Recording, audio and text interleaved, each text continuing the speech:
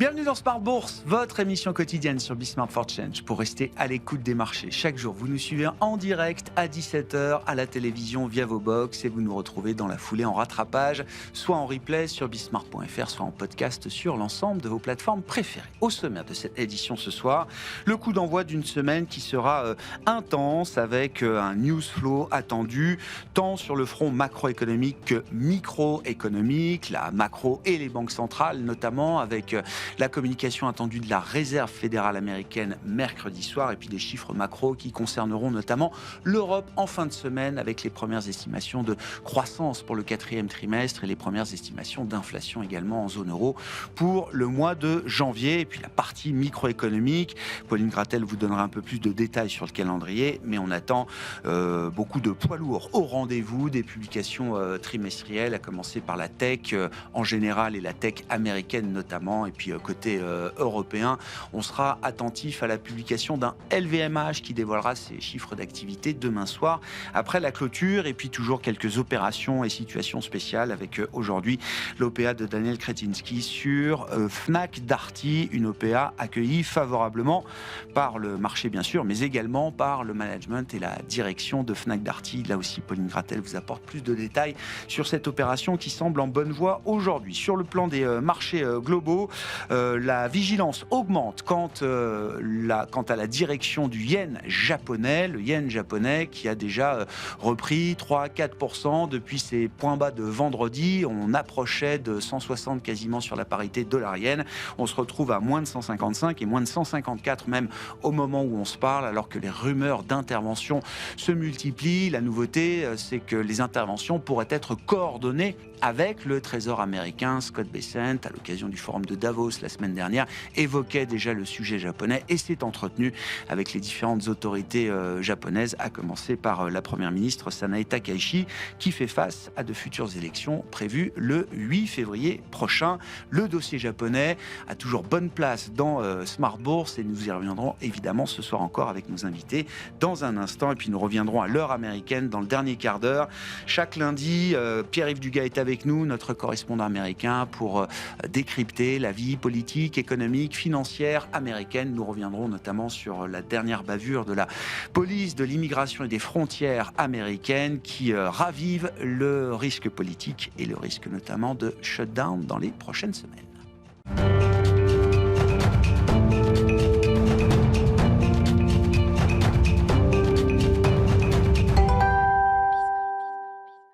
Tendance, mon ami, chaque soir en ouverture de Smart Bourse, nous retrouvons Pauline Gratel qui vous apporte les infos clés du jour sur les marchés. Bonsoir Pauline. Bonsoir. Séance plutôt calme aujourd'hui, après la tempête de la semaine dernière et au démarrage d'une semaine qui s'annonce chargée.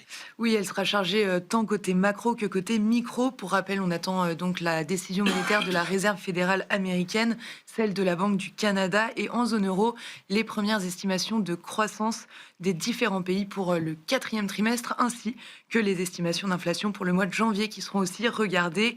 Et les résultats vont donc monter en puissance avec ASML en Europe et les poids lourds Microsoft, Meta, Apple, Amazon ou encore Tesla notamment. Et donc, en attendant, la tendance est à la prudence. Oui, en Europe, les indices avancent en ordre dispersé. Le Stoxx 600 et l'Eurostoxx 50 évoluent autour de l'équilibre. En France, le CAC 40 est également autour de l'équilibre, au-delà de 8100 points, à nouveau pénalisé par Danone qui cède encore 6% au cours de la séance après de nouveaux rappels de lait infantile. Côté américain, les grands indices ont ouvert en hausse mesurée. Pas mal d'agitation sur les marchés de devises et dans ce contexte, les métaux précieux, entre autres, poursuivent leur envolée avec ce statut de valeur refuge. Oui, tout d'abord, un mot de l'or qui dépasse un seuil important, celui de 5 000 $, en hausse de plus de 2%. L'once d'or dépasse même 5 100 $ aujourd'hui. L'argent, lui, avait dépassé vendredi le seuil de 100 $. Aujourd'hui, il poursuit son envolée, bondit encore de près de 10% et dépasse 110 $. Le cuivre et l'aluminium sont également en hausse. Alors que la pression reprend sur le dollar, le marché des changes est animé par des rumeurs d'intervention pour stabiliser le yen japonais en coordination avec le Trésor américain. Et puis, qu'en est-il des marchés obligataires également dans ce contexte, Pauline ? Les rendements souverains semblent se stabiliser. Aujourd'hui, côté américain, le rendement à 10 ans se détend légèrement pour évoluer autour de 4,20%. On continue aussi à surveiller les rendements au Japon qui poursuivent leur détente après avoir été chahutés la semaine dernière. Le 10 ans repart repasse sous 2,25%. Les opérations sur Capital à signaler et celle notamment de Daniel Kretinsky qui lance une OPA sur Fnac Darty. Oui, le titre s'envole de 20% au cours de la séance.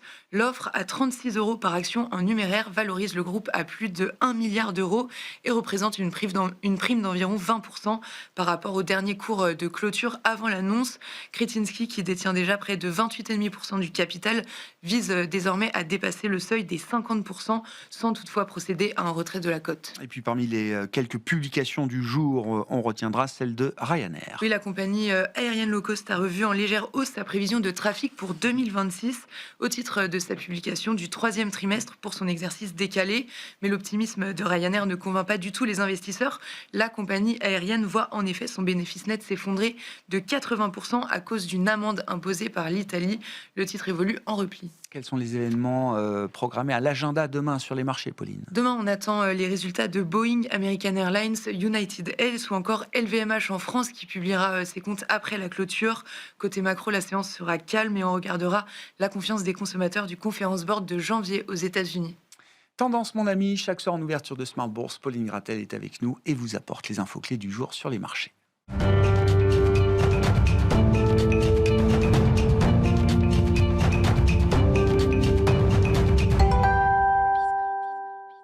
Trois invités avec nous chaque soir pour décrypter les mouvements de la planète marché. Christian Parizeau est avec nous, économiste et président d'Altair Economics. Bonsoir Christian. Bonsoir. Florent Martin nous accompagne, gérant action internationale thématique chez USES Gestion. Bonsoir Florent. Bonsoir Grégoire. Et à nos côtés également Florian Yelpo, le responsable de la macro chez Lombard Odier IM. Bonsoir Florian. Bonsoir Grégoire. Parlons du cas japonais, si vous le voulez bien, messieurs. Et c'est vrai que je n'ai jamais autant parlé du cas japonais que ces derniers mois et sur l'ensemble de ma carrière de journaliste, commentateur de marché. Florian, qu'est-ce qu'on peut dire du cas d'investissement action Japon, dans un contexte où on a vu effectivement peut-être le début d'un retournement du yen qui avait tendance à s'affaiblir en continu et qui a peut-être marqué un top, au moins temporaire, vendredi à un peu plus de 159 sur la parité dollar-yen pour se retrouver à moins de 154 aujourd'hui, avec, Pauline le rappelait également en introduction, ces rumeurs d'intervention des autorités monétaires sur la devise japonaise. Est-ce que c'est une possible intervention sur le yen fragilise ou abîme le cas d'investissement action japonaise?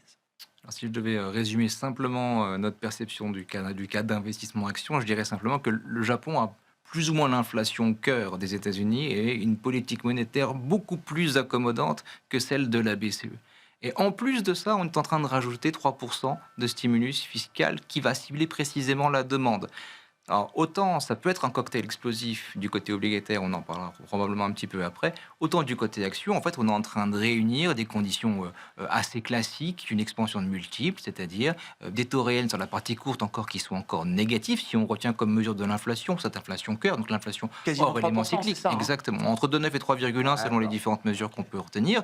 Donc on a une zone à taux réel négatif, il ne faut pas l'oublier, même si la Banque centrale mène une politique qui est censée être restrictive, néanmoins, taux réel négatif. Et en plus de ça, on va saupoudrer par-dessus ça une petite relance de la demande pour accompagner le tout. Alors évidemment, les actions japonaises, notamment calculées en dollars, se portent plutôt bien depuis le début de l'année. C'est une évidence. Résistent plutôt bien, d'ailleurs même, dans ce contexte géopolitique un peu complexe. Le calcul auquel on s'est livré est tout simple, c'est de regarder la performance moyenne des actions en dollars, les actions régionales en dollars, sur les 15 derniers jours où on a eu des mouvements géopolitiques venant de la Maison-Blanche, c'est-à-dire depuis donc début 2025. Ouais. Et globalement, en dollars, les actions japonaises tirent très bien leur épingle du jeu. Elles arrivent premières, juste devant les actions européennes, bien évidemment. Donc on est dans un espèce d'environnement où on pourrait en fait sous-estimer l'impact de ce stimulus à la fois monétaire et fiscal sur l'expansion de multiples, donc la progression des prix plus rapide que celle des earnings qu'on pourrait observer au Japon. Est-ce que le fait qu'il y ait quand même un sujet, c'est l'autre facette du Takaichi Trade sur les marchés obligataires et sur la devise japonaise, comment on gère ce risque sur les actions? Ça oblige à cibler, concentrer son attention sur quelques secteurs spécifiques. comment on s'expose au marché action japonais avec le risque obligataire et le risque de devise. Alors, on a vu pas mal de gens se tourner vers des solutions hedgées, des solutions couvertes en risque de change pour des expositions passives aux actions japonaises. Nous, ça fait plusieurs semaines qu'on est en train de se dire c'est probablement une bonne idée plutôt de conserver justement cette exposition au risque de change pour avoir un double effet qui se coule. C'est-à-dire, si on observe une détérioration fondamentale de la situation globale parce qu'on a mal mesuré les risques géopolitiques, c'est pas notre scénario de base, mais le yen pourrait défendre comme le franc suisse pourrait défendre dans ce genre de cas-là. En attendant, ce qu'on anticipe plutôt, ce serait une forme de stabilisation du yen, parce que les interventions sont rarement un signe d'un fort renchérissement de la monnaie. C'est plutôt un signe qu'il y a un problème avec la monnaie, mais qu'on va tenter d'apporter une solution en limitant. Mettre un plancher, quoi. Mettre un plancher, on l'a bien connu en Suisse dans l'autre sens, évidemment. Et ce qui crée cet environnement on a une espèce d'option gratuite côté monnaie. En tout cas, c'est un petit peu comme ça qu'on le voit, si les choses dérapent. Et en plus de ça, on va essayer de capturer cet environnement reflationniste qui, on l'a bien appris depuis 2020, ces phénomènes de reflation, ils peuvent coûter au taux 2022, mais généralement, les actions connaissent un rebond bien plus puissant dans le sillage une forme de détente. La Bank of Japan, vendredi dernier, elle nous a dit qu'elle était quand même prête à intervenir en cas de dérapage sur la partie fiscale. On n'est pas en Grande-Bretagne, on n'a pas du tout le même système de pension fund, donc de caisse de retraite, et globalement, on n'a pas du tout la même situation en termes d'inflation qu'avait la Grande-Bretagne à l'époque. Alors, je suis sûr qu'on pourra débattre de ce point-là, mais voilà, on voit en tout cas des risques de queue beaucoup plus faibles. Takeshi n'est pas encore Truss. C'est exactement ce que j'essaie de dire. Pas encore Liz Truss. Intéressant votre point sur l'intervention, qui pourrait être d'ailleurs une intervention coordonnée avec le Trésor américain. En tout cas, les discussions ont lieu officiellement entre la partie américaine et la partie japonaise sur le sujet de la devise. Vous dites le but n'est pas forcément de renchérir le yen, mais plutôt d'éviter que le marché rentre dans un one-way trade qui pourrait amener la devise japonaise à des niveaux que personne n'aura envie de voir, y compris au Japon peut-être. Y compris à la Maison-Blanche. Y compris, et surtout, et avant tout à la Maison-Blanche. Je pense que le point, c'est toujours ce grand fantasme de l'accord à la Mar-a-Lago où on pourrait se retrouver dans une situation où enfin on verrait une appréciation franche du yen, ou plutôt une détérioration franche du dollar. Ce serait l'un des objectifs, en tout cas implicites, à la Maison-Blanche. Donc on est dans un espèce d'environnement à la fois institutionnel et cyclique qui nous semble plutôt opportun à un moment où justement on doit chercher de la diversification face aux risques géopolitiques que les États-Unis sont en train de poser au monde de l'investissement. Avec l'idée qu'à ce stade, ne pas être couvert du risque de change est peut-être une bonne idée. Sur les actions japonaises. Absolument. Est-ce que les choses au Japon restent maîtrisées, contrôlées sur toutes les facettes du Takaishi Trade? Alors les actions très bien, mais sur la partie devise et sur la partie obligataire, qui a connu des mouvements spectaculaires sur la séance du 20 janvier, si je ne dis pas de bêtises, mardi dernier, Christian. Mais là aussi, je donne une perspective qu'on a apportée après dans l'émission avec un de nos intervenants. C'est que sur cette séance de mardi, où on voit du 30 ans, 40 ans japonais qui s'écarte de 30 points de base, c'est à peine quelques centaines de millions d'euros, ramenés en euros, d'échanges sur ces parties de courbe obligataire, qui restent des marchés encore largement désertés. Très illiquide, parce que justement, c'est la Banque centrale qui fait tout le marché. Et vous savez qu'ils ont tué les courtiers monétaires, parce qu'ils ont remplacé clairement une partie des intervenants par leurs achats. La Banque centrale a acheté plus que les émissions du Trésor, il n'y a pas encore si longtemps. Et donc, ça a tué le marché quand même, faut le reconnaître. Alors, juste, pour moi, il y a un gros problème de fond pour la Banque centrale. En gros, il y a 3 objectifs. Et on ne peut pas mener à bien de front ces 3 objectifs. Premier objectif, c'est normaliser la politique monétaire. Ça voudrait dire que les taux courts doivent revenir plus ou moins neutres sur l'activité. Donc, il faut remonter les taux courts japonais et on va poursuivre dans cette remontée. Et c'est un objectif de moyen terme. Il nous l'a encore répété vendredi. Donc, c'est l'objectif de la BOJ. Deuxième objectif, faire du tapering, c'est-à-dire réduire progressivement les achats des titres obligataires et donc laisser le marché se rééquilibrer, revivre par l'offre et la demande, et donc laisser les taux longs s'ajuster. Seul problème, c'est que ce tapering, à un moment donné, ça veut dire que vous maîtrisez plus les taux longs et ils peuvent surréagir. Si vous avez la première ministre qui veut faire un plan de relance massif avec des emprunts et que vous n'êtes plus là pour garantir ces emprunts, vous pouvez avoir une réaction des taux longs qui est beaucoup trop violente et qui tue votre économie. Donc, c'est là où ils sont un peu bancals, et c'est là qu'il a commencé un peu à louvoyer vendredi en disant on continue le tapering, mais en cas de mouvement trop extrême, on interviendra. Je vous le dis à ma façon, mais c'est un peu le message qui nous a été envoyé. Alors il l'a dit en japonais en plus, je pense que ça va être encore plus incompréhensible que je viens de le dire. Donc en gros, substance, c'est le message. En message, c'est n'allez pas trop vite, mais il faut laisser les taux longs remonter, parce que sinon ça sert à rien. Ça sert à rien de normaliser la politique monétaire sur le court terme et puis maintenir des taux réels à long terme complètement déséquilibrés. Donc il faut que le marché reprenne la main sur le marché obligataire, et ça c'est compliqué. Ouais. Donc il faut continuer à réduire les achats progressivement. Et puis dernière chose, et ça c'est quelque chose qui rejoint aussi bien le gouvernement que la Banque centrale du Japon, il faut arrêter que le yen se déprécie. Il faudrait même que le yen se stabilise, idéalement. Alors, ils ne veulent pas une appréciation parce que c'est pas bon pour les exportateurs japonais et on a quand même besoin d'exporter. Bon, ça, c'est Trump qui voudrait peut-être une appréciation, mais pas du côté japonais. Mais par contre, une dépréciation très agressive du yen, ça leur pose problème parce qu'ils importent de l'inflation et politiquement, ça devient très, très instable vis-à-vis de la population japonaise qui n'apprécie pas cette inflation, comme on a pu connaître. Hein. Et ça contredit aussi toute l'idée de reflater l'économie, mais dans le bon sens du terme. C'est-à-dire qu'on ne veut pas d'une inflation importée. Si on veut un peu plus d'inflation au Japon, ça serait lié à une boucle prix-salaire normalisée, pas trop forte, pas trop faible, mais qui est liée au fonctionnement de l'économie, pas une inflation parce qu'on a laissé filer le change et qui vous déstabilise l'économie. Donc, vous voyez, trois objectifs. Trois objectifs qui sont compliqués parce que la BOJ elle a qu'une arme, les taux d'intérêt, le tapering, le réglage.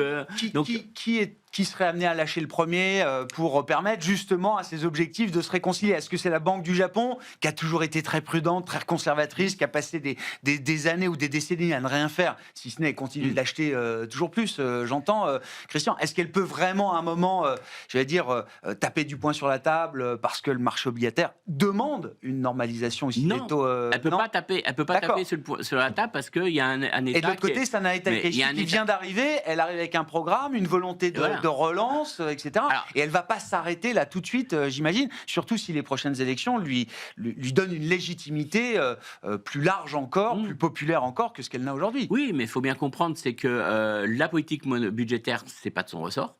C'est pas dans ses objectifs, elle n'a pas son mot à dire. C'est la Banque du Japon. La Banque du Japon, hein, je parle pour la Banque du Japon. Mais elle a un gros problème, c'est que implicitement, même si c'est pas inscrit comme ça, mais elle garantit la solvabilité de l'État japonais. Et implicitement, quand vous avez un État qui est aussi endetté aujourd'hui que ça, vous ne pouvez pas dire du jour au lendemain, je me moque des taux longs, moi je suis là pour régler ma politique monétaire comme l'a pu le faire la BCE ou dans la Banque centrale quand il y avait de l'inflation. Elle pouvait dire ça parce que ils savaient que derrière les États allaient absorber le choc. Là, ils savent très très bien que si on revient à des taux réels positif au Japon, si on vient avec des taux 3-4 quand vous êtes endetté à 230% du PIB, vous allez dans le mur pour l'État japonais, c'est clair. Et ils savent très bien que s'ils arrêtent de faire complètement leurs achats brutalement, le marché va pas se rééquilibrer comme ça, on va avoir une explosion des taux. Donc ils sont coincés parce qu'ils ont maintenu trop longtemps une politique accommodante, et ils ont permis trop longtemps à l'État japonais de s'endetter, et donc maintenant, c'est un peu le piège qui est en train de se refermer sur la BCE aussi en Europe, faut pas se leurrer, c'est un peu le même piège qui est en train de se refermer, mais en tout cas au Japon c'est complètement bloqué. Donc je pense qu'on va être dans une histoire de tâtonnement à la japonaise, c'est-à-dire que chacun va devoir faire un pas vers l'autre entre guillemets, la politique budgétaire, la politique monétaire, pas trop s'écarter quoi. Si on voit que les taux réagissent pas trop, je te laisse faire ton plan de relance, mais si ça va trop loin, je remonterai un peu mes taux et on va essayer de freiner, mais ça rend très inconfortable les choses. Et puis après, sur le change, c'est vrai que ça la dégagerait un peu la BOJ. S'il y avait une intervention conjointe et coordonnée États-Unis-Japon, je pense que ça les arrangerait aussi les Japonais, parce que ça voudrait dire que sur les marchés, on pourrait fixer une sorte de seuil. Alors ça a été très bien dit avec le cas de la Suisse, c'était ça le cas de la Suisse. On met un seuil psychologique et n'essayez pas de m'attaquer. Donc ça lui enlèverait une contrainte sur les trois que je viens de dire, parce qu'on ne peut pas gérer les trois en même temps. Donc s'il y avait un accord États-Unis-Japon avec intervention illimitée, ça casse complètement la contrainte. Que le taux de change soit réaliste ou pas, on s'en moque. Par contre, c'est important, et ce qui vient d'être dit, c'est qu'à ce moment-là, le change n'est plus une problématique pour les investisseurs qui veulent aller sur le Nikkei. Vous rejouez le Nikkei, parce que jusqu'à présent, c'était un truc assez pernicieux. Ce que vous gagnez quand le Nikkei monte, vous le perdiez avec le change. Donc ça voudrait dire qu'on peut enfin jouer le Nikkei plus Pure, de manière fondamentalement pure. et sans avoir à se couvrir sur l'échange. Ça Bon. serait plutôt une bonne nouvelle. Dans une logique de gérant action internationale thématique, Florent, chez Usage Gestion, qu'est-ce qui vous intéresse ou non d'ailleurs dans ce marché japonais? Alors, je rappelle, dans les années 90, le Japon était le premier marché du monde, etc. Et puis ensuite, voilà, l'histoire qu'on connaît. Mais c'est vrai que l'intérêt revient et on sent quand même que le Japon est peut-être amené à reprendre un peu de hauteur dans les allocations globales aujourd'hui. Ouais, exactement. Et puis voilà, je m'appuie sur exactement ce que vient de dire Christian, c'est-à-dire qu'à un moment donné, quand vous êtes investisseur, si la devise finit par se stabiliser, voilà, vous n'êtes plus embêté par tous ces éléments exogènes qui vous polluent votre investissement. Vous êtes plus concentré sur les fondamentaux des entreprises. Et effectivement, après voilà, je trouve qu'il y a peut-être un peu de surinterprétation sur tout ce qui se passe.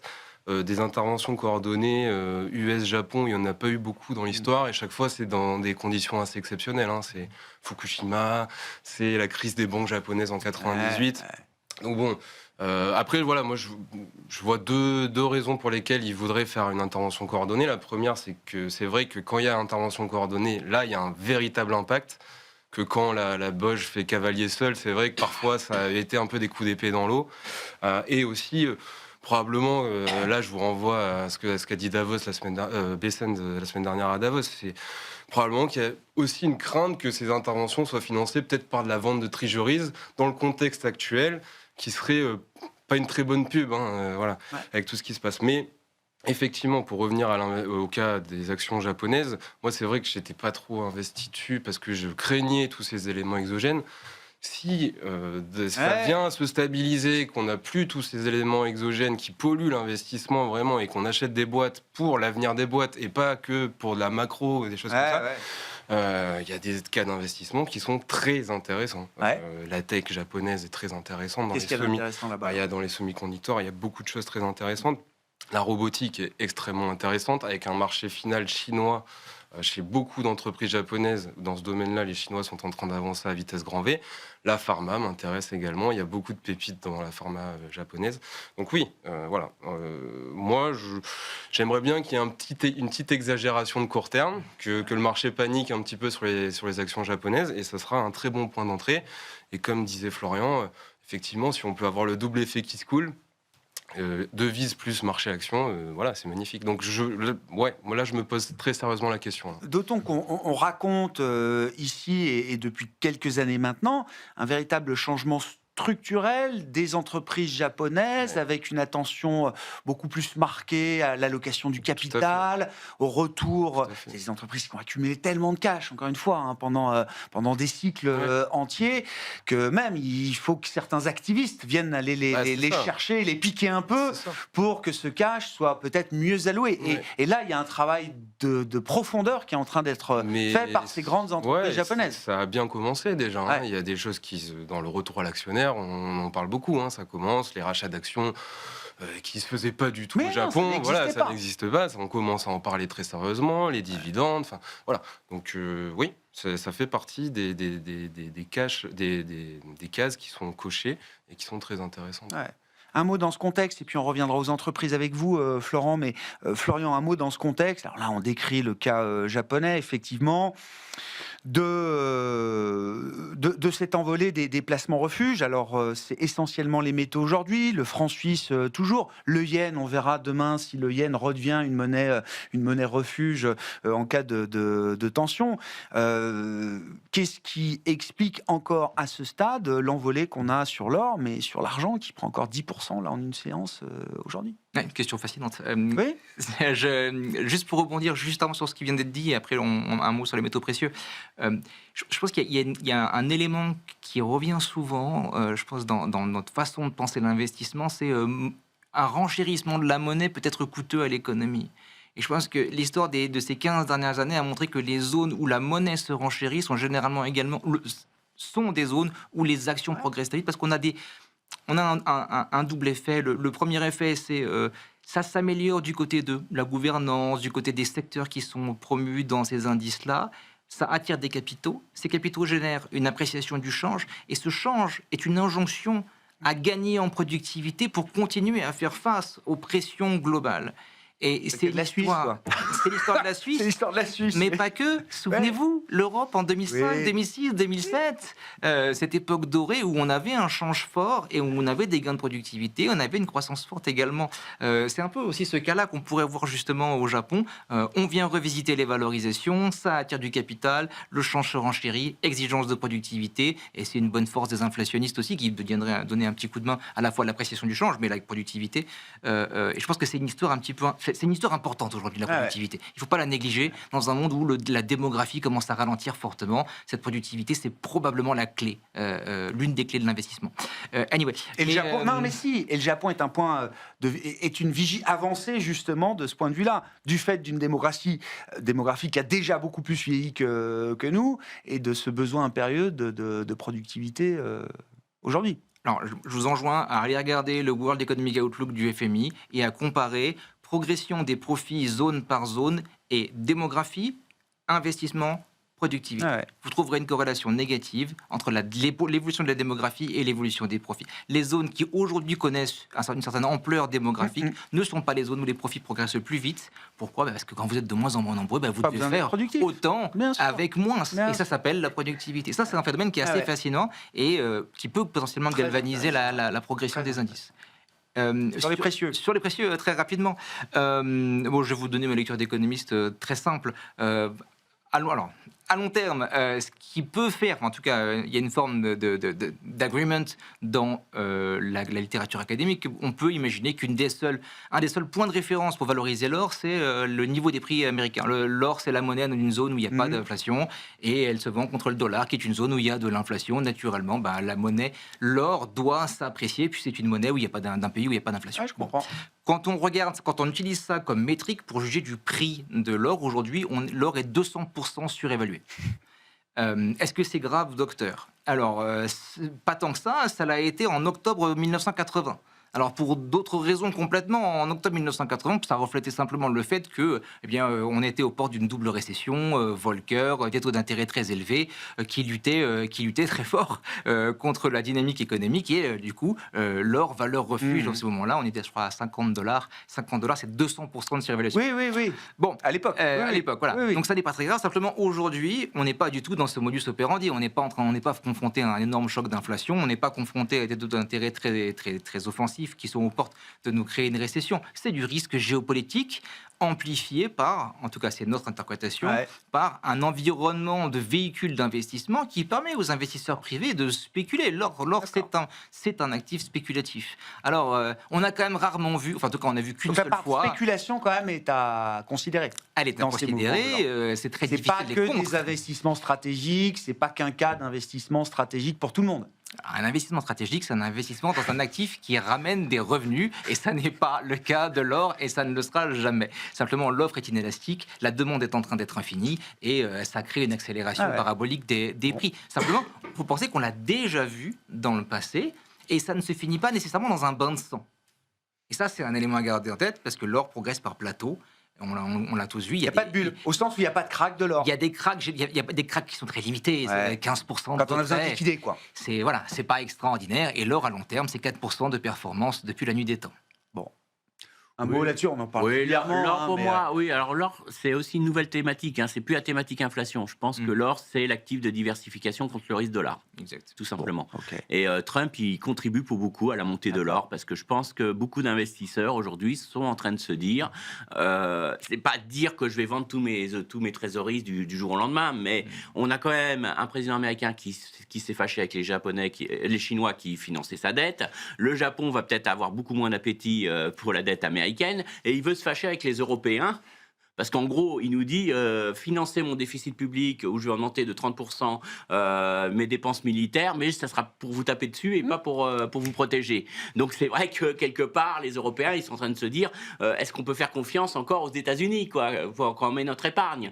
Donc je vous dis pas que L'Allemagne veut rapatrier son or. Mais d'ailleurs. oui, mais je vous dis pas, je suis pas en train de dire que bien sûr tous les gérants Oui, mais à ce moment-là, obligataires pourquoi les cryptos suivent pas le même chemin là ? Non, les cryptos déjà, tout le monde peut pas investir en crypto. Encore dans beaucoup de fonds. Et puis, je pense que l'idée, c'est pas Il y a plein de fonds, Youssid, dans lesquels je pense on ne qu'en peut ce pas moment, mettre d'or non plus. Il y a une Christian, thématique. Alors, il y a une thématique qui est en train d'arriver. C'est une double thématique. D'une part, on est en train de raccourcir la duration sur les portefeuilles obligataires. Parce que de plus en plus, l'épargne et les baby-boomers vont partir à la retraite. Ils n'ont pas besoin d'investir maintenant à 50 ans ou à 30 ans. Donc, il y a une baisse de la duration et on va prendre de moins en moins de risques sur l'obligataire. Il y a toute une thématique de surendettement des États. Alors, on a beau dire, ce n'est pas pour tout de suite, il n'y a pas de défaut. Mais lisez le FMI, l'OCDE, ils nous rappellent à chaque fois des États surendettés. Hein. Encore hier, on a eu le FMI qui a encore communiqué là-dessus. Donc, c'est le principal risque. Donc, ça n'incite pas à prêter à 30 ans. Moi, j'ai confiance dans la France à 10 ans, mais est-ce qu'à 30 ans? Donc, du coup, tout le monde est en train de réduire ça. Donc, ça, c'est le premier mouvement. Et on a ce risque dollar. Et donc, ça ne veut pas dire que du jour au lendemain, je mets zéro en dollars. C'est clair, c'est pas ça. Mais c'est de dire que j'avais pas du tout d'or dans mon portefeuille. Je comprends. J'en mets 3%. C'est un rééquilibrage. Bon, bah, rien que ça fait un mouvement. Plus les banques centrales qui, elles, ont une vraie défiance. Et le mouvement, vers il est le déjà dollar, consommé qui un achètent de peu, l'or. beaucoup. Bah, voilà, ça monte. Et le mouvement, il en est où? Il est déjà, la réallocation, elle est déjà le faite mouvement, un il est peu, pas fini. beaucoup en Il est pas partie? Non, fini. pas fini. Il n'est pas fini tant que Trump fait autant d'incertitudes, qu'on se dit que les États-Unis ont très faible probabilité, mais regardez les derniers bruits de marché, Trump n'organiserait pas les midterms, Trump, il va y avoir des conflits au sein des États, entre les États républicains et démocrates, bon, guerre civile, vous savez, le mot qui était le plus tapé la dernière. On peut écrire sur l'histoire, Google. Je on vous dis peut pas écrire du tout, la attention, pire des histoires je ne sur la suis base pas, de ce qu'on a aujourd'hui. Je ne vais pas faire la fake news, je ne vais pas vous dire ça, mais ça crée aujourd'hui, même si c'est un petit scénario qui est improbable, qui a 1% de chance de réaliser, vous dites, est-ce que ça vaut pas le coup d'avoir le nombre de choses improbables qu'on a vu se réaliser au cours des dernières années. Est-ce que ça vaut pas le coup d'avoir 2-3% d'or en diversification pour un peu modérer mon portefeuille? Donc pour moi, c'est pas fini. Et si tous les gérants du monde entier commencent à mettre 3-4% d'or, vous allez voir que l'or va encore beaucoup monter. Bon. Parlons de la matière première qui sont les entreprises. Non, vous voulez réagir là-dessus, Florent? Je voulais qu'on parle des boîtes avec vous. Oui, j'arrive, mais c'est juste. Non, mais parce que tous les sujets m'intéressent. Et c'est vrai que l'or, en fait, moi, je vais juste mettre ma casquette de comportementaliste. C'est-à-dire que je pense qu'on est sur la dernière vague de hausse. Ah oui? Oui, parce que c'est bien. Non, mais c'est bien découpé. Et comme l'année dernière, je vous ai parlé des vagues de baisse, j'étais venu 3 jours avant le flip-flop de Trump, le premier gros taco de Trump. Sur Liberation Day, voilà. D'accord. Et alors, ces dernières vagues, elles sont difficiles parce qu'on ne connaît pas leur profondeur et leur temporalité. Donc, ça peut monter beaucoup. Après, ce que je pense, c'est que dans ces dernières vagues, il y a beaucoup de volatilité. Donc, si vous allez sur l'or pour atténuer la volatilité de votre portefeuille, je ne suis pas certain que ce soit le bon moment. À mon avis, la phase tranquille où ça va monter, s'envole, etc., elle est un peu où on pouvait dormir dessus. Très intéressant. Il y a beaucoup de spéculation là. Il y a beaucoup de spéculateurs qui sont en train de rentrer. J'ai l'impression quand même, oui. Les entreprises. Les entreprises, oui. Pourquoi cette saison de résultats? Alors, toutes les saisons de résultats sont importantes, mais celle-là, avec des marchés au plus haut, où tout est relativement cher, que ce soit sur le crédit, sur les equity. Alors, une cherté qui est parfois très concentrée, bien sûr, Florent, mais pourquoi cette raison va être intéressante? Qu'est-ce qui va vous intéresser dans cette saison en général? Et puis, on peut se focaliser, en l'occurrence, sur la tech, par exemple, qui va être un des grands marqueurs de cette semaine. Justement, je regardais ce matin que les niveaux de valorisation des grandes tech, en termes de PEG, elles ont quand même pas mal d'irrité, notamment en relatif.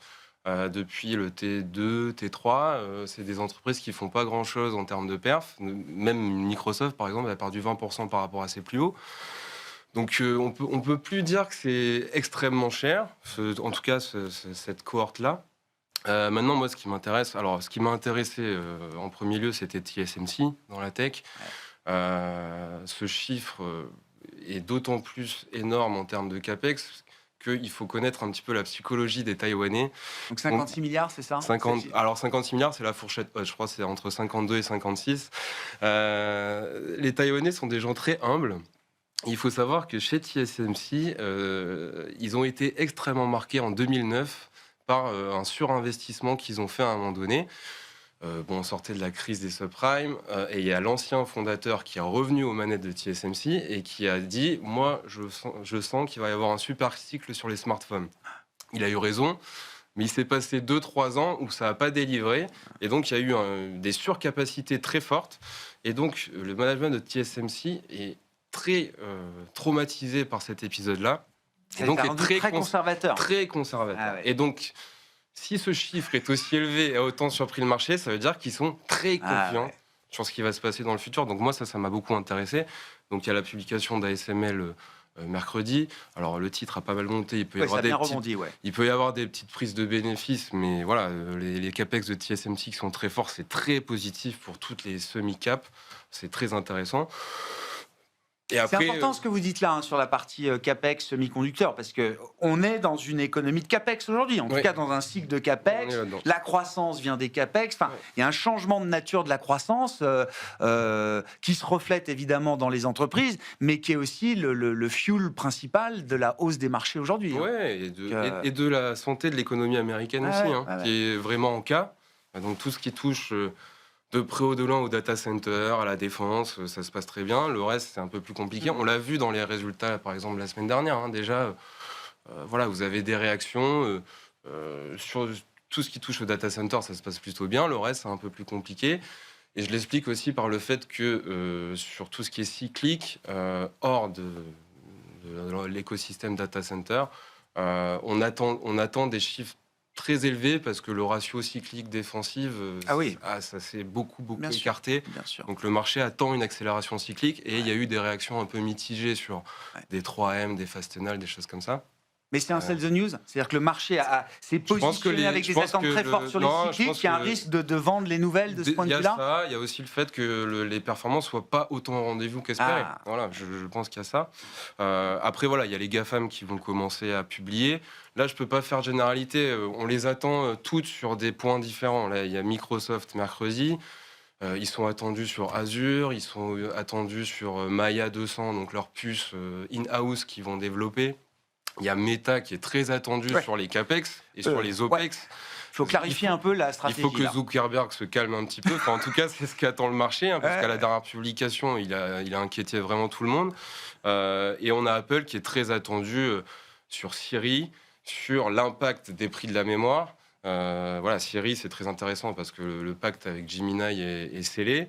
Donc voilà, je peux pas faire de grandes généralités. Non, mais Chaque GAFAM, chaque publication de chaque GAFAM est très importante, mais ils sont tous attendus sur des choses différentes. Et en dehors de la tech et du cyclique qui a marché, justement, qu'est-ce qu'on va attendre de toute cette dimension défensive, quality, qui a sous-performé comme jamais, peut-être, au cours de l'année 2025. Alors, une LVMH, peut-être, fait partie de cet univers-là. Ouais. Est-ce qu'il y a au moins une fenêtre de tir un peu tactique pour profiter de l'idée d'un rattrapage de ce style ou de ces secteurs? C'est Je vais te faire luxury, la même réponse. food, santé aussi, peut-être, dans cet je vais te écosystème-là. faire la même réponse. Ouais, C'est que ça chacun va dépend. être très différent. Voilà, sur le luxe, bon, on a eu des petites choses avec Richemont, Burberry, Brunello Cucinelli aussi qui ont publié. Bon, à chaque fois, c'est des choses spécifiques, mais bon, les titres, ils ont un petit peu progressé, ils ont tout perdu. Richemont est très impacté par les cours de l'or, Bien notamment. sûr, Hein. bien sûr. Voilà, Burberry, une recovery qui. Je crois que j'ai jamais entendu ça de ma vie. Enfin, qu'un joaillier, le pricing power de Van Cleef ou Cartier, se dire que quand mais ça a même tellement la hausse de l'or va peser sur les marques. Non, mais ça montre bien. C'est fou. Ça montre bien l'ampleur du mouvement qu'il y a eu sur cette matière première, évidemment, pour un joaillier. Donc voilà, sur le luxe, il faut avoir en tête que le luxe est plus cher aujourd'hui que pré-Covid. Donc, malgré des cours qui ont pas mal d'irrité, la croissance a tellement ralenti que voilà. Donc, je serais pas particulièrement optimiste. On verra, hein, LVMH. Sur la santé, par contre, c'est une thématique qui est très spécifique. Hein. Il y a beaucoup de problèmes réglementaires sur les tarifs, sur le prix des médicaments qui sont derrière nous, avec tous ces deals qui ont été passés avec l'administration Trump. On peut enfin se concentrer sur les vrais fondamentaux des boîtes. Et il y a des choses passionnantes qui se passent. Est-ce que c'est un secteur qui va intégrer une prime IA, secteur de la santé? Moi, je pense que à chaque fois que je viens ici, je te le dis. C'est une conviction? Oui, c'est une conviction très très forte. Notamment, alors tout le processus. Mais ça se voit dans certaines boîtes spécifiques déjà. Il y a déjà une prime IA qui se matérialise un peu. Oui, dans certains domaines très spécifiques, les diagnostics, il y a quelque chose. Par contre, sur Big Pharma. Ça met plus de temps à se matérialiser, mais tout le processus de bioproduction va être optimisé. On va avoir des budgets de recherche et développement qui vont peut-être baisser un petit peu avec un output qui va rester ISO. Donc, il y a des profils de marge bénéficiaires. Et donc, on peut imaginer des changements de statut boursier presque je dans pense. ce secteur. Ouais, très clairement sur de la big pharma, très défensive, intéressant. etc. Et je pense qu'il va y avoir un re-rating très important par rapport à ces gains de productivité, notamment grâce à l'IA. Ouais. De toute façon, Bon, Christian. si l'IA fonctionne et s'il y a une diffusion, ça se verra beaucoup dans les médias, la pharma et télécom. Hein, c'est les secteurs Et la banque qui sont... Alors la banque, oui, Pas on en beaucoup de parle. données, beaucoup de processus Oui, automatisés. on en parle aussi beaucoup dans la banque, mais là où ça peut avoir le plus gros effet de levier, à mon avis, c'est dans la R&D de la pharma, ça peut être très très Donc là important. aussi, vous croyez au changement de statut, Oui. un re-rating un peu Ou structurel. alors je ne crois pas à l'IA, quoi. C'est toujours pareil. Je comprends. Si vous croyez à l'IA, il faut jouer les secteurs où il y a la plus grosse sensibilité. Et aujourd'hui, la pharmacie en fait largement partie, notamment dans la R&D, surtout la R&D que ça va exploser parce que ça réduit le temps des tests. Vous pouvez faire c'est déjà le cas, hein, mais c'est un accélérateur par rapport à un malade virtuel où on peut tester et on peut aller beaucoup plus vite. Donc oui, je pense que c'est le secteur qu'il faut jouer si vous croyez dans l'IA. D'un point de vue macro, qu'est-ce que ces résultats du passé apportent à la dynamique des marchés Un double message. Le premier message, c'est, on l'a vite oublié maintenant, mais au Q3, Q4, on s'interrogeait sur le dynamisme de l'économie américaine. On avait besoin de valider justement le fait que, oui, on n'était pas au bord de la récession, parce qu'on a ressorti les canaries dans les mines, de la mine en mentionnant à quel point le marché de l'emploi aux États-Unis se détériorait et qu'on était aux portes d'un grand ralentissement. On va regarder les résultats, notamment des plus cycliques et des industriels, pour se faire un petit peu une idée de ce qui se passe concrètement. So far, so good. Dans l'ensemble, on a plutôt une bonne dynamique. Enfin, en tout cas, dans les premiers résultats qu'on a pu voir de ce côté-là, les guidances sont pas forcément exceptionnelles. Le marché punit assez vite, d'ailleurs, ces moments-là. L'autre histoire à valider, c'est l'IA. Je peux redire tout ce qui a été dit, mais d'un point de vue macro, on a envie de voir justement à quel stade de l'histoire on en est. Et si on regarde les performances depuis le début de l'année, en tout cas, corrigez-moi si je dis des bêtises, mais on voit plutôt justement l'amont de l'IA continuer à fonctionner très très bien et l'aval beaucoup moins bien. Donc on est probablement peut-être encore beaucoup plus tôt dans l'histoire qu'on ne l'imagine. Il y a un moment où on parlait, vous savez, de l'IA des enablers et des... bien sûr, avec voilà. Enablers, oui, bien sûr. Exactement, c'est en gros ceux qui allaient l'utiliser, ceux qui le produisaient, et on pensait déjà que ceux qui allaient l'utiliser, on allait voir de formidables progressions de leur utilité. Pour l'instant, on peine encore à voir ça dans les... de l'IA, c'est pas forcément le thème 2026. Parce que le marché a déjà pris des positions radicales quand même. Hein. Absolument. Les boîtes de logiciels, tout ça, c'est fini, etc. Pour l'instant, en tout cas, de notre côté, pour résumer les choses encore plus simplement, on dirait... On continue de bien aimer justement ces grandes boîtes américaines. Et simplement, on serait juste très inquiet de n'avoir que ces grandes boîtes américaines dans nos portefeuilles aujourd'hui. Voilà. On prend acte qu'on est peut-être un peu plus en amont sur cette histoire qu'on ne le pensait, et qu'on a besoin néanmoins de se diversifier et d'ouvrir la porte à la suite. Laurent, moi, j'ai une poche qui est bénéficiaire de l'IA dans mon fonds IA robotique, vous mettez quoi où dedans je m'évertue en fait à pas mettre des valeurs tech. Puisqu'effectivement ça diversifie, ça permet un petit peu de baisser la volatilité du portefeuille. Et vous savez que je vous ai parlé de Walmart pas mal de fois. Et regardez le parcours, il y a eu une explosion de la productivité chez Walmart. JP Morgan, moi, m'a semblé très intéressante à jouer l'année dernière, étant donné que Jamie Dimon, c'est un des premiers à avoir saisi le thème. Alors, c'est pas énorme, mais il parle quand même de 2 milliards d'économies dès mi-2025. Il en parlait déjà, de 2 milliards d'économies par an. Et après, moi, c'est vraiment une thématique que je joue cette année en stock picking. Alors, c'est vraiment faut creuser les boîtes. Je pense c'est même pas une histoire sectorielle. Non. C'est vraiment là c'est une entreprise par rapport à l'autre qui va être capable. Moi, ce qui m'intéresse, c'est des boîtes qui vont changer de profil de marge bénéficiaire, qui vont avoir un re-rating très fort. Alors, il y a un play dont je suis assez content, qui s'est très bien passé en fin d'année dernière, c'est C.H. Robinson. Ça, c'est de la logistique. Et c'est vrai que dans la logistique, vous avez des puzzles... très compliqué à dénouer partout. Vous avez des données qui arrivent dans tous les sens, dans des formats très différents, avec des prises de décision qui sont très compliquées avec la météo, le trafic, etc. Et cette boîte-là a intégré de l'IA générative dans sa plateforme qui s'appelle Navisphere. Et les gains de productivité ont été exceptionnels.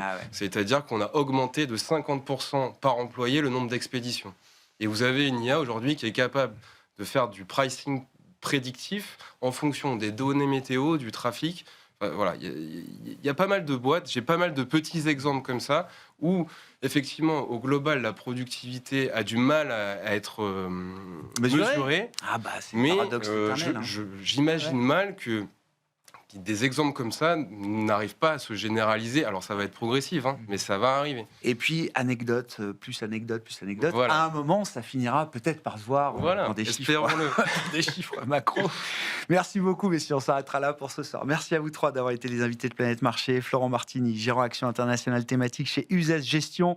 Christian Parizeau, économiste et président d'Altair Economics. Et Florian Yelpo, responsable macro chez Lombard Odier IM.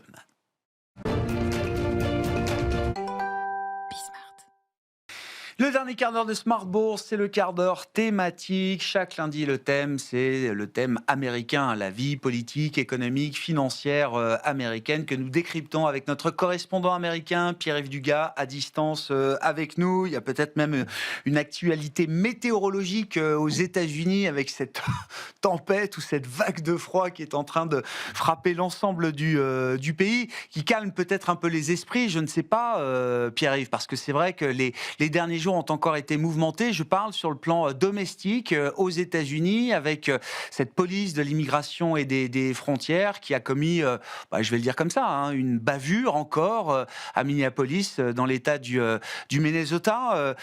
Pierre-Yves, ça commence à cranter évidemment sur le plan politique et sur le plan économique avec des milieux d'affaires à Minneapolis qui commencent à se mobiliser sérieusement pour faire baisser cette pression. Alors, vous vous souvenez l'an dernier, quand Donald Trump avait dit « Je vais envoyer la garde nationale et des troupes fédérales à San Francisco pour nettoyer les rues qui sont pleines de clochards, de drogués et de dealers ». Quelques gens importants qui ont l'oreille de Donald Trump, en particulier Mark Benioff, patron de Salesforce, société dont le siège se trouve à San Francisco. Mark Benioff a téléphoné, mais il n'était pas le seul, à Donald Trump en lui disant « Monsieur le Président, ne faites pas ça. N'envoyez pas des troupes fédérales et la garde nationale dans les rues de San Francisco. Ça va aggraver la situation, on va avoir des clashs. » On est peut-être un petit peu dans une situation similaire aujourd'hui, avec une soixantaine de sociétés qui sont établies dans le Minnesota et de très grands noms qui ont une empreinte nationale. Hein. Best Buy, le numéro 1 de la distribution de produits électroniques, Target, qui a quand même 2000 grandes surfaces aux États-Unis, Cargill, une des plus grandes sociétés non cotées dans le domaine de l'agroalimentaire, Hormel, US Bank Corp, Medtronic dans l'équipement médical. Les patrons de ces sociétés tirent le signal d'alarme en disant qu'il faut de manière urgente procéder à une désescalade, parce qu'on ne peut pas continuer à avoir autant de violence dans les rues de Minneapolis-Saint-Paul. C'est mauvais pour l'image de l'État, ça engendre des drames épouvantables, puisque 2 citoyens américains maintenant sont morts sous les balles de la police de l'immigration. Et on espère que Donald Trump va tenir compte de cette opinion, car il aime écouter les patrons bien plus que les élus locaux, bien plus que le gouverneur du Minnesota, Tim Walz, auquel il ne fait absolument pas confiance. Vous vous souvenez, c'était le colistier de Kamala Harris. Et Tim Walz ne peut pas se représenter parce qu'il est fortement affecté par un scandale qui est un élément important de la décision de Trump, d'ailleurs, de procéder à une purge des sans-papiers dans cet État. Tim Walz est considéré comme indirectement responsable d'une énorme fraude aux aides sociales qui a entraîné l'inculpation de 85 immigrés, tous originaires de Somalie, et qui portent sur des centaines de millions de dollars.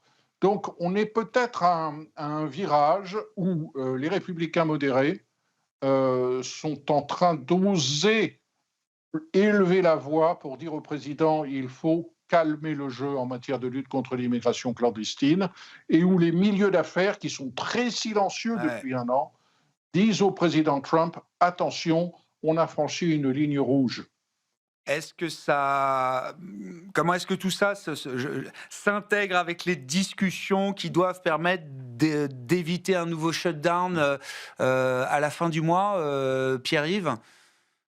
Oui, alors, le temps qu'il fait à Washington et les 25 à 30 centimètres de neige qui sont tombés vont compliquer les choses parce qu'il faut peut-être que le Congrès procède à un certain nombre de votes importants d'ici minuit vendredi. Les démocrates, devant les mois tout à fait légitimes suscités par la mort de cet urgentiste de 37 ans sous les balles de la police de l'immigration, les démocrates ont dit il est hors de question que nous, au Sénat, nous adoptions le budget du département de la sécurité intérieure, qui est l'organe fédéral qui contrôle ICE, c'est-à-dire les services de l'immigration et des douanes, et la police aux frontières.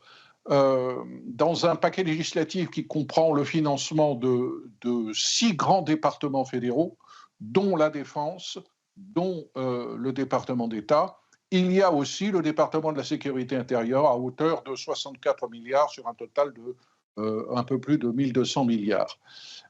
Si ce budget qui a été adopté à la Chambre n'est pas adopté en tant que tel, avec ses 6 composantes par le Sénat, nous irons directement vers un shutdown partiel, certes, mais shutdown néanmoins, vendredi à minuit. Ce que souhaitent les démocrates, c'est un vote sur les 5 composants parmi les 6, notamment le Pentagone, et qu'on évacue le budget du département de la sécurité intérieure pour obtenir rapidement des réformes sur les procédures qui sont employées par la police de l'immigration pour appréhender les sans-papiers. Est-ce qu'on a le temps de faire ça en quelques jours? Ça n'est pas évident. Et d'autant plus que si le Sénat venait à découper en rondelles cet énorme paquet législatif, il faudrait que de l'autre côté à la Chambre, les représentants fassent la même chose. Donc il est tout à fait possible que l'on ait un shutdown. Tout ça participe tout de même un petit peu aussi de la gesticulation politique, parce que concrètement, ICE n'a pas besoin de ce budget. L'agence est déjà dotée de crédits considérables grâce à la loi qui a été votée au mois de juillet et qui lui a permis notamment de doubler ses effectifs en quelques mois. Bon, l'aspect sécuritaire, c'est évidemment un des piliers, un des objectifs centraux de Donald Trump. L'autre étant de résoudre la crise du pouvoir d'achat, affordability crisis, comme ils le dénomment chez eux. Pierre-Yves, est-ce qu'en interdisant aux grands fonds d'investissement et autres institutionnels d'intervenir sur le marché des maisons individuelles, est-ce que Donald Trump est sur une bonne piste ? Alors, je veux faire une réponse très courte. Non.